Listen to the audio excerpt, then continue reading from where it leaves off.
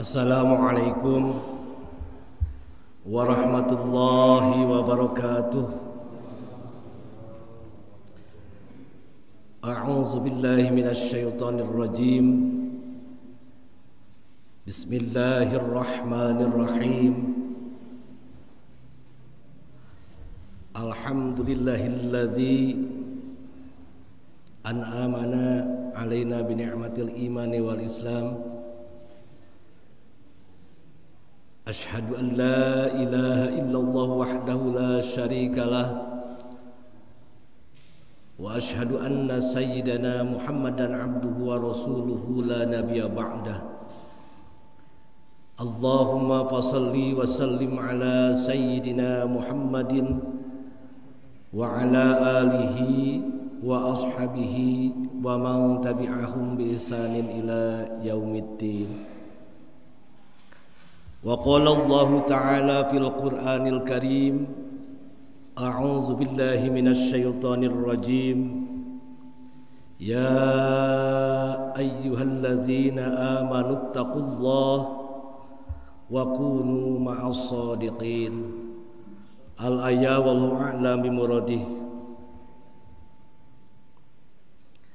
Ilahi anta maksudi wa ridhaka ma qulubi a'tini mahabbataka wa ma'rifatak. Al-Mukarramah pangarsa mamah cece anu kusim kuring dipihormat kalian dimuliakeun ku Allah Subhanahu wa taala. Al-Mukarramun pangarsa Kiai Haji Zainal Arifin selaku sesepuh pondok pesantren Darul Falah. Oge tehilap Al-Mukarramun kersana Kiai Haji Asep Samsudidah Hudaya. Hadirin ikhwan akhwat rahimakumullah, wabil khusus Ketua Yayasan Pondok Pesantren Suryalaya Perwakilan Cianjur, oge teka kantun LDTKN, Ketua LDTKN Cianjur beserta jajaranna. Tidak lupa juga Ketua GMPS beserta jajarannya. Hadirin wal hadirat, ikhwan wal akhwat, muslimin wal muslimat rahimakumullah. Alhamdulillah wa syukuri ala ni'amillah atas rahmat dan ridha Allah Subhanahu wa taala. Pada saat ini kita masih bisa berjumpa dalam suasana yang memang sungguh memprihatinkan, di mana beberapa bulan yang lalu sampai sekarang ini kita masih diterpa musibah, yaitu wabah corona, yang mudah-mudahan terpaan musibah ini menjadikan kita kuat iman kita kepada Allah Subhanahu wa taala, dan memang mohonkan kita kepada Allah senantiasa kita diberikan kekuatan iman dan Islam kita. Amin ya rabbal alamin. Salawat serta salam semoga tercurahkan kepada baginda kita Nabi Muhammad sallallahu alaihi wasallam, kepada keluarganya, para sahabatnya serta pengikutnya minal masyriq wal maghrib. Hadirin kaum muslimin rahimakumullah, perlu dimaklumi yang biasanya acara hikmah amaliyah manakib ini banyak dihadiri oleh beberapa orang, mungkin sebelum terjadinya wabah ini nyampe ratusan atau mungkin ribuan.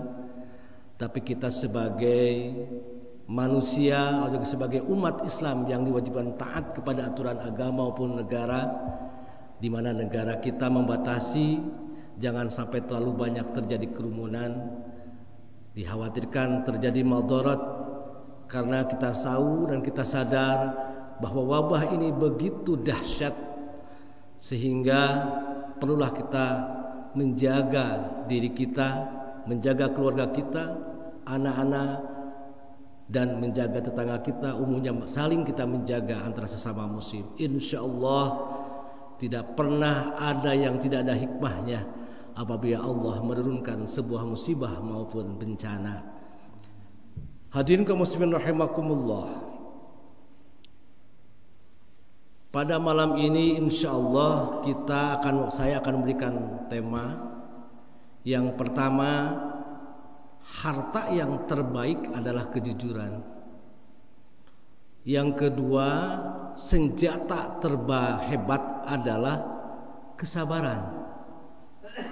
Yang ketiga, aset terbesar kita adalah keimanan.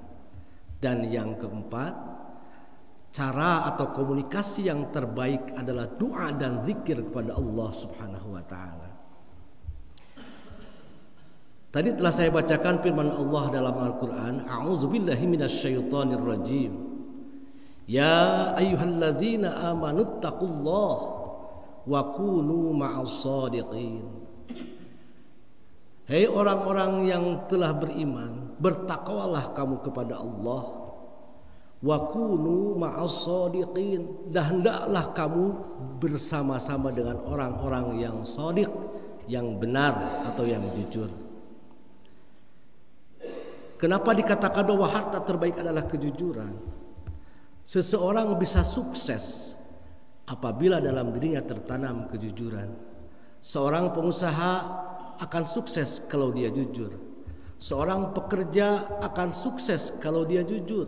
Seorang pedagang pun akan sukses kalau dia jujur. Bahkan seorang ulama pun akan sukses keulamaannya kalau dia jujur. Saya bukan berarti memandang bahwa ulama itu tidak jujur. Mungkin saja banyak ulama-ulama yang justru kadang-kadang dia berani menjual keilmuannya demi sebuah kepentingan karena dia tidak jujur dengan ilmu yang dimilikinya. Untuk itu, harta yang terbaik buat kita adalah kejujuran. Seorang nabi yang pertama sifat nabi adalah jujur, sidik, benar, tidak pernah berkata bohong. Bagaimana jadinya kalau seorang nabi itu pendusta? Mungkin ayat-ayat yang disampaikan atau hukum-hukum yang disampaikan dari aturan dari Allah Subhanahu wa taala yang disampaikan oleh para nabi yang tidak jujur, mungkin sampai ketika itulah bukan dari lagi firman Allah tapi merupakan rekayasa mereka. Tapi insya Allah, Allah menjaga keutuhan ayat-ayat Allah yang disampaikan melalui para nabi ini didasari dengan bahwa nabi adalah manusia-manusia yang terpilih, yaitu manusia-manusia yang jujur. Pedagang kalau tidak jujur, dia akan berani mengurangi timbangan. Pengusaha kalau tidak jujur, dia juga akan mengurangi spek-spek yang sudah dicanangkan. Sebuah bangunan, bagaimana aturannya? Sebuah jalan, bagaimana aturannya? Kalau tidak jujur, pengusaha itu yakin dan pasti justru speknya atau aturan-aturannya akan dikurangi demi sebuah keuntungan, karena seorang pedagang tidak atau seorang pengusaha dia tidak punya sifat kejujuran. Begitu juga seorang ustadz, seorang alim, seorang ulama, seorang pemimpin terbesar sekalipun, kalau dia tidak jujur, dia tidak akan pernah dicintai oleh rakyatnya. Atau anggota dewan, dia tidak jujur. Pada saat dia membutuhkan lagi pilihannya, dia tidak akan dipilih oleh pemilih-pemilihnya. Kenapa? Karena dia tidak punya sifat jujur. Termasuk kita pun harus berlaku jujur. Jujur kepada Allah, jujur kepada diri kita sendiri, bahwa sebenarnya kita hidup di alam dunia ini harus jujur dan harus diakui bahwa kita sebenarnya hanya sebagai hamba yang harus ibadah kepada Allah Subhanahu wa taala. Yang kedua, hadirin sekalian, kaum muslimin rahimakumullah, senjata terbaik atau terhebat adalah kesabaran. Wasta'inu bis sabri was shalah. Memohonlah kamu pertolongan kepada Allah Subhanahu wa taala bis sabri, dengan kesabaran dan salat. Karena sabar adalah salah satu senjata yang terbaik, yang terhebat, di mana sabar itu juga akan mampu menaklukkan apapun yang ada di dunia ini, asal kita punya sifat kesabaran. Hadirin kaum muslimin rahimakumullah, jangan mengartikan bahwa sabar itu sesuatu yang berserah diri saja. Dipikul orang berserah diri, dihina orang berserah diri, hidup dalam kebodohan juga berserah diri, bukan. Malah dalam satu ayat dikatakan a'udzubillahi minasyaitonir rajim, Ya ayyuhalladzina amanu sabiru wasabiru warabitu wattaqullaha la'allakum tuflihun. Hei orang-orang yang beriman, bersabarlah. Wasabiru, dan kuatkan kesabaranmu. Warabitu, dan tetap jaga perbatasan negerimu. Wattaqullaha, dan bertakwalah kamu kepada Allah, la'allakum tuflihun, supaya kamu mendapat kebahagiaan. Wasabiru, bersabarlah, kuatkanlah kesabaranmu.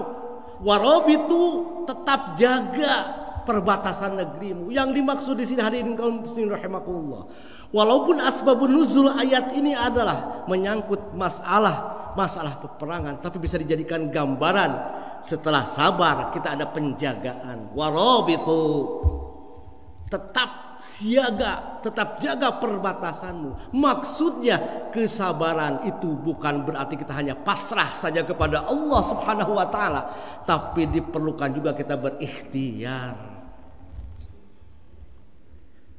Dengan adanya seperti ini hadirin kaum muslimin rahimakumullah, adanya pandemi ini, adanya wabah corona ini, bukan kita hanya pasrah kepada ya Allah, aku terima ini wabah, aku pasrah.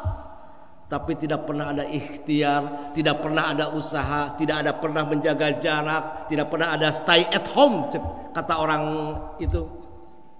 Tetap kita harus berusaha dan berikhtiar, karena kita sayang satu orang muslim meninggal, aset negara kita meninggal dalam agama Islam ini.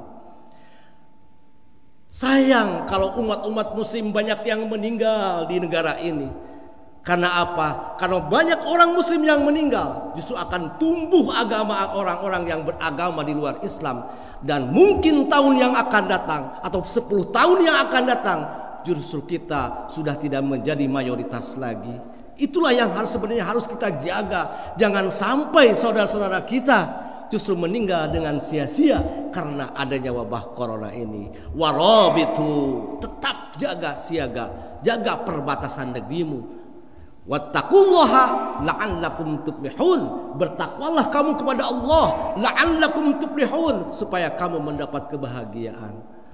Harus ikhtiar Bapak Ibu sekalian. Harus berusaha, harus berupaya, bersabar. Wasta'inu bis sabri, itu memohon pertolongan kepada Allah dengan sabar. Itu ada ikhtiar. Memohon pertolongan ada ikhtiar. Wasabiru warabitu, itu pun ada ikhtiar. Perjuangkan negeri ini, perjuangkan agama ini semaksimal mungkin. Pada saat ini yang paling urgent adalah bagaimana kita menjaga diri kita agar kita tidak terkena wabah ini. Sayang kalau ada saudara-saudara kita yang meninggal, apalagi di kalangan ulama, di kalangan alim, di kalangan orang-orang yang memang kompeten dalam memegang agama ini. Maka dari itu hadirin sekalian, ayo kita sama-sama menjaga diri. Kita ikuti aturan pemerintah, ikuti aturan negara, terlebih-lebih adalah ikuti aturan agama sebagaimana termaktub dalam tanbih, taat kepada agama dan taat kepada negara. Hadirin kaum muslimin rahimakumullah, untuk selanjutnya setelah aset, di antaranya komunikasi yang terhebat dan terbaik adalah zikir dan doa. Hadirin kaum muslimin rahimakumullah, dengan ikhtiar kita sudah, dengan bersabar kita sudah. Sabar sekarang, ekonomi kita sedang morat-marit, bahkan di mana-mana, mulai dari kalangan atas sampai kalangan bawah. Pengusaha kolab karena dengan adanya wabah ini. Orang kelas menengah jadi miskin, orang miskin apalagi jadi tambah miskin. Masya Allah, termasuk banyak sekali dampak yang diterima oleh seluruh kalangan umat manusia dengan adanya wabah ini.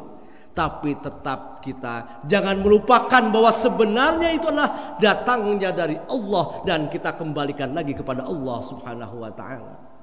Maka dari itu perbanyaklah kita berkomunikasi dengan Allah Subhanahu wa ta'ala dengan melalui lantunan zikir.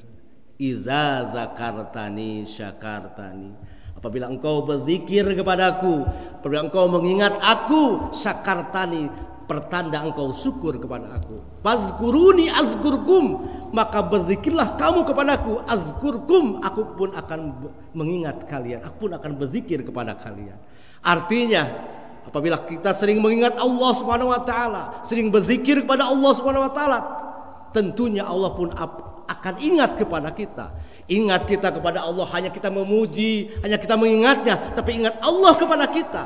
Insya Allah dengan adanya wabah ini, sering kita berzikir kepada Allah, Allah akan cabut wabah ini, karena memang datangnya dari Allah dan Allah pula yang akan mengambilnya. Hadirin kaum muslimin rahimakumullah.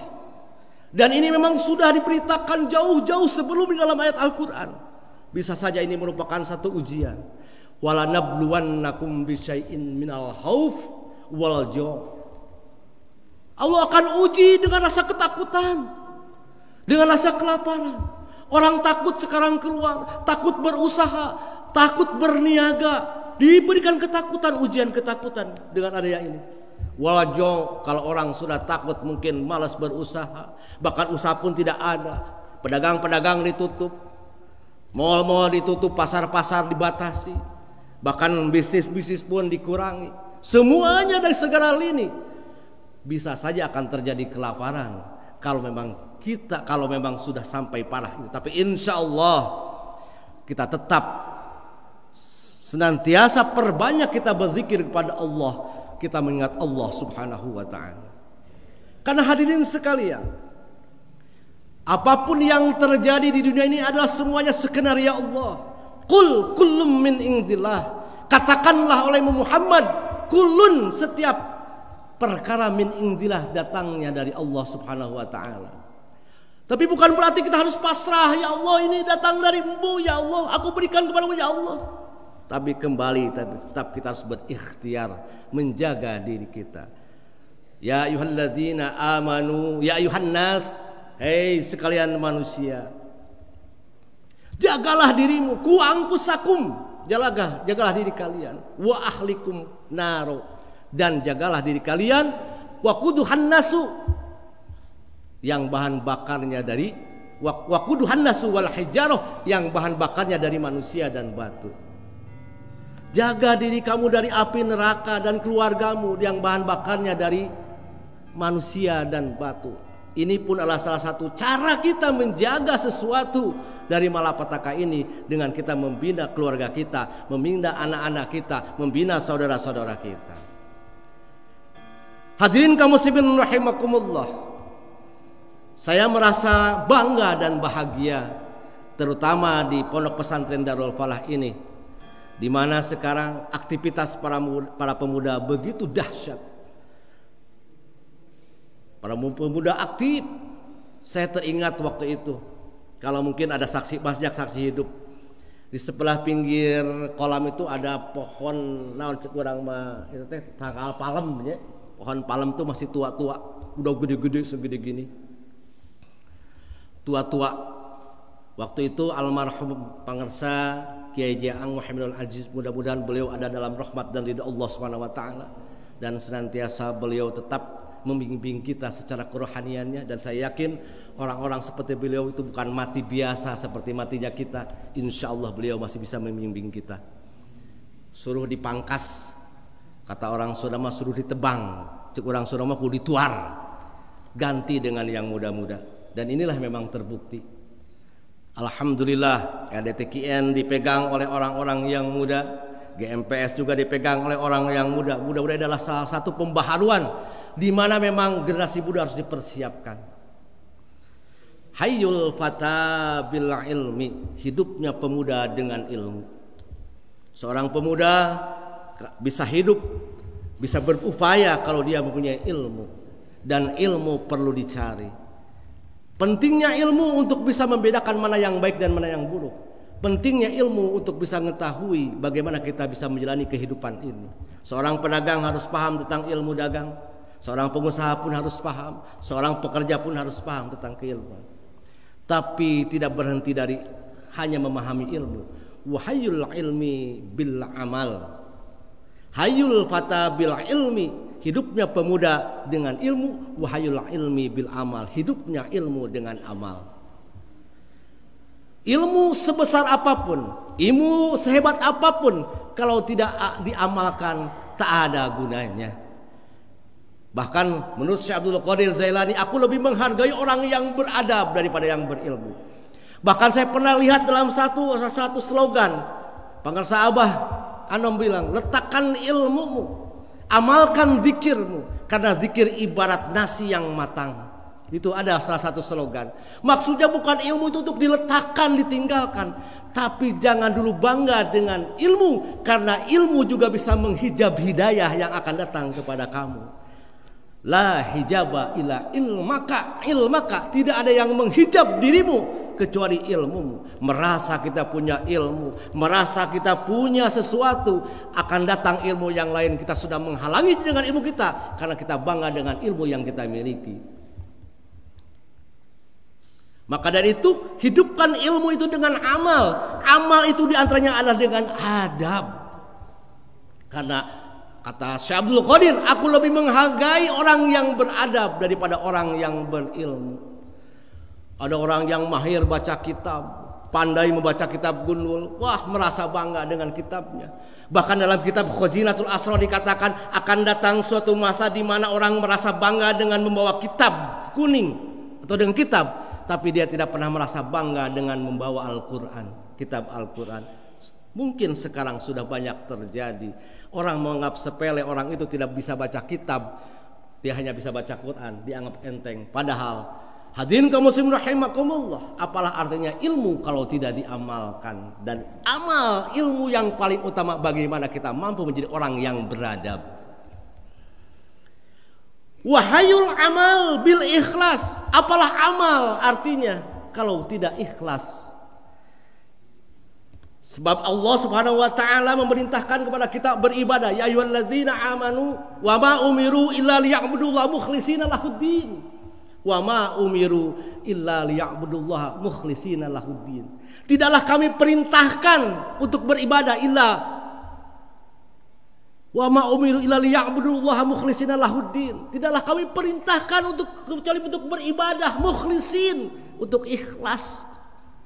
Ikhlas semata-mata karena Allah Subhanahu wa taala. Ikhlas karena semata-mata ingin mendapat ridho Allah Subhanahu wa taala, bukan ingin mendapat pujian si A, pujian si B, pujian si C. Bahkan sengaja kita di-open, sengaja kita diperlihatkan, wah, nih. Tidaklah. Pujian dari manusia itu bakal justru akan menimbulkan petaka kepada kita kalau kita lupa sebenarnya yang Maha Puji adalah Allah Subhanahu wa taala. Maka pentingnya kita mengamalkan ilmu itu dengan ikhlas. Ikhlas bagaimana supaya kita hidup ikhlas ini? Wahayul ikhlas bizikrillah. Ikhlas akan hidup dalam diri kita dengan cara berzikir kepada Allah Subhanahu wa taala. Karena zikirlah yang akan mampu membersihkan seluruh penyakit-penyakit yang ada dalam diri kita, yang ada dalam batin kita, yang menggerogoti sifat ujub, riya, takabur, macam-macam penyakit yang mengotori hati, insya Allah bisa bersih dengan zikir. Karena memang Rasulullah bersabda, kullu syai'in siqolatun wa siqolatul qulub zikrullah. Setiap perkara ada alat untuk membersihkannya, dan alat untuk membersihkan hati adalah zikir kepada Allah Subhanahu wa taala. Wahayul ikhlas bi zikrillah. Zikir juga bisa mampu membersihkan kalau zikirnya tepat dan diberikan oleh orang yang tepat. Maka dari itu kita jangan sampai salah memilih guru, jangan sampai salah memilih siapa yang bisa memberikan zikir kepada kita, yang bisa menuntun kita agar kita bisa muraqabah kepada Allah, agar kita bisa makrifat kepada Allah. Maka wajiblah kita mencari orang yang mampu menerapkan zikir itu ke dalam diri kita. Lihat di atas, fal wajibu alal insan talabu hayatil qalbil ukhrawiyyi min ahli talqin fid dunya qabla pautil waqti.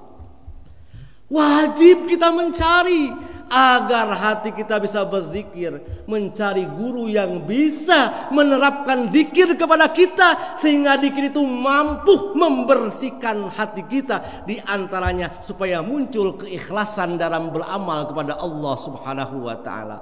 Fal wajibu alal insan, maka wajib bagi setiap manusia talabu hayatil qalbil ukhrawi min ahli talqin fid dunya qabla pautil waktu.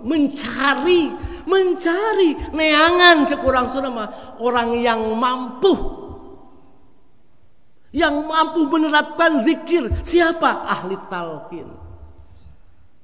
Di mana orang ini? Jangan di akhirat. Ulah geus maut, ulah geus sakarat, keur hirup keneh fid dunya, di dunia.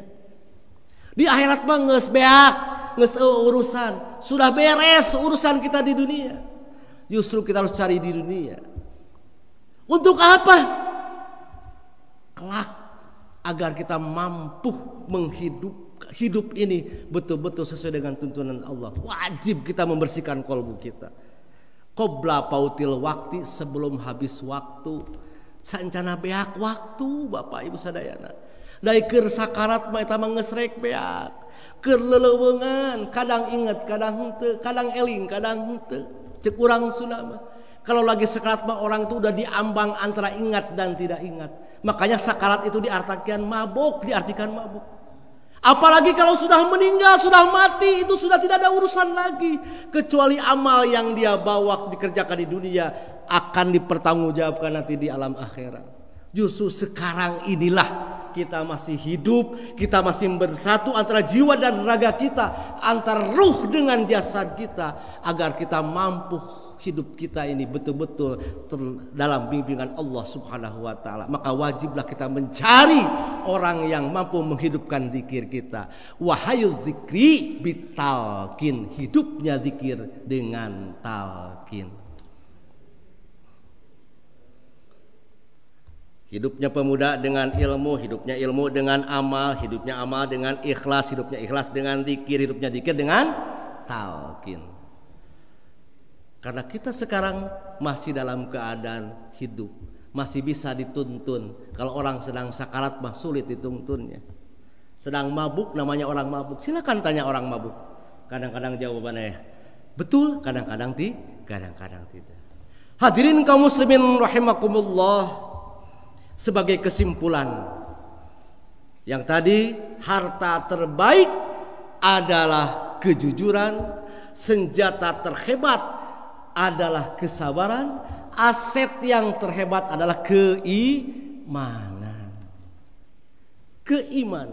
Ingat, ya ayyuhalladzina amanu, hai orang-orang yang beriman. Di mana-mana seluruh ayat ada katakan hai orang yang beriman. Orang yang beriman itu ada aset. Disuruh puasa iman dulu, disuruh sholat iman dulu. Kalau tidak beriman buat apa sholat? Makanya jangan kaget banyak orang-orang yang ngaku beriman kepada Allah, dia memperlihatkan sholatnya. Tetap apapun yang dia kerjakan, dia bersedekah, dia ibadah, kalau tidak punya keimanan tidak akan berbuah hasil. Hanya hasil kebaikan di dunia saja, tapi tidak akan jadi hasil kebaikan di akhirat nanti. Maka pentingnya kita memperkuat keimanan. Memperkuat keimanan kita itulah sebagai aset buat kita. Yang tadi itu zikir dan doa. Zikir dan doa. Doa yang orang berdoa belum tentu berzikir, tapi orang berzikir insya Allah berdoa. Karena zikir adalah bagian daripada doa. Hadirin kaum muslimin rahimakumullah. Mudah-mudahan apa yang saya sampaikan dapat bermanfaat, khususnya buat saya pribadi, umumnya buat hadirin sekalian. Akhirul kalam, assalamualaikum warahmatullahi wabarakatuh.